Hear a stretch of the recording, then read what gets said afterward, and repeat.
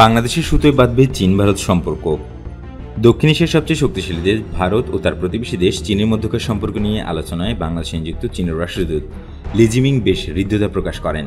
তার মতে ভারতকে কখনো নিজেদের কৌশলগত প্রতিদ্বন্দ্বী মনে করেনি চীন। তিনি জানান, চীন কখনো ভারতকে কৌশলগত প্রতিদ্বন্দ্বী মনে করে না। আমরা মনে করি আমাদের সম্পর্ক আরও উন্নত করার সুযোগ রয়েছে, তাই এটা কখনো ভাববেন না যে ভারতের প্রতি চীনের বিদ্বেষমূলক মনোভাব রয়েছে, বরঞ্চ এমন কিছুই নেই। ভারতের মানুষ ও এর সাংস্কৃতিক ঐতিহ্যের কথা উল্লেখ করে লি জানান, আমরা এখনও অনেক বিষয়ে একসঙ্গে কাজ করে যাচ্ছি। আর ঐতিহাসিকভাবে গত 2 থেকে 3 হাজার বছরের বেশি সময় ধরে এই দুই অঞ্চলের মানুষের মাঝে হৃদ্যতাপূর্ণ সম্পর্ক আছে।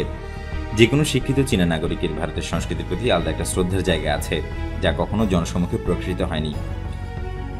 বাংলাদেশ চীন সম্পর্ক ভবিষ্যৎ সম্ভাবনা শীর্ষক অনলাইন আলোচনায় এক প্রশ্নের জবাবে এইসব কথা বলেন চীনের রাষ্ট্রদূত।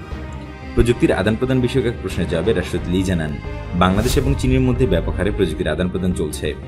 এই সময় উদাহরণ হিসেবে লি আরও জানান, বেশ কয়েক বছর আগেও বাংলাদেশের কাছ থেকে পোশাক আমদানি করতো না চীন, কিন্তু বর্তমানে বাংলাদেশে 1 নম্বর রপ্তানি পণ্য তৈরি পোশাক শিল্প খাত চীনে জায়গা করে নিয়েছে। বাংলাদেশ থেকে এখন চীনে পোশাক আমদানি করছে। এই প্রসঙ্গে তিনি বলেন, আপনাদের তৈরি পোশাক শিল্প খাত এখন এতটাই উন্নতি করেছে যে বাংলাদেশের কাছ থেকে চীন গার্মেন্টস পণ্য কিনে নিয়ে যাচ্ছে।